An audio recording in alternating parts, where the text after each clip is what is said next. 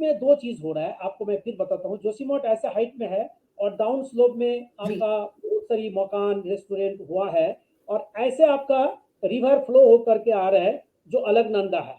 जब उस रिवर में ज्यादा पानी जाता है, रिवर को जो बैंक है, साइड है, जिसका जोशीमठ का फुट पे वो टो में कटिंग कर रहा है।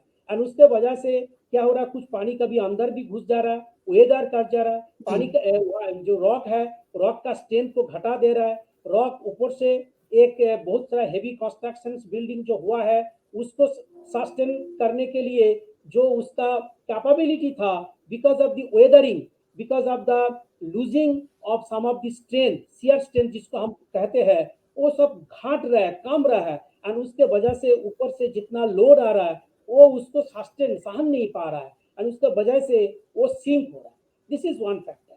सेकेंड फैक्टर मैंने बताया, नेचुरल फ्लो अप से जो चीज नीचे हो रहा है, ये जी। नेचुरल प्रोसेस से हो रहा है, ये एंथ्रोपोजेनिक प्रोसेस से हो रहा है। इसके अलावा इस रीजन में हम लोग देखे हैं, जो पहले भी 1990 में भी 1999 में चामोली में अर्थक्वेक आया था 6.8 magnitude. Earthquake point of view, very very vulnerable this region, seismic zone 5 highest seismic zone में पड़ता है।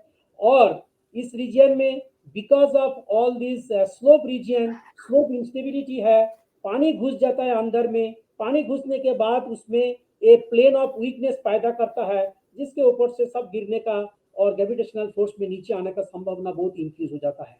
अभी इस रीजन इतना स्ट्रेस हो गया सरफेस लोड से, बिकॉज ऑफ हेवी कंस्ट्रक्शन, सब सरफेस प्रोसेस जी। से, क्लाइमेट इंड्यूस्ड फेनोमेना, जो ढलीगंगा ऋषिगंगा में इतना सारी पानी 2022 में एंड वो डेबरी लेके आया था, उसमें इरोजन बहुत ज्यादा हुआ था, rock erosion, sand erosion and rock cutting, slow cutting, मैं जो बता रहा इतना सारी प्रोसेस चल जी। रहा है।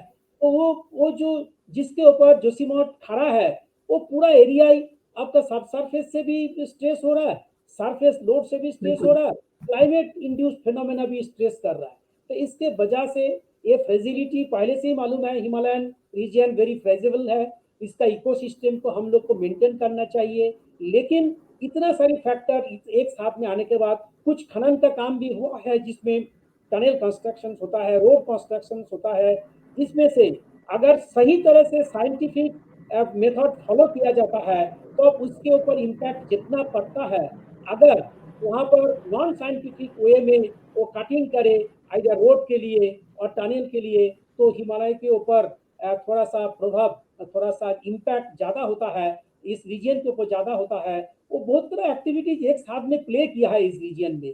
और इस रीजन हिमालय का डिफरेंट प्लेस में जाने के लिए भी एक रूट हो गया, जिसके वजह से इतना सारी चीज एक साथ में डेवलपमेंटल एक्टिविटी का वजह से सिंकिंग हो रहा है, क्रैक डेवलप हो रहा है, फ्रैक्चर डेवलपमेंट बिल्डिंग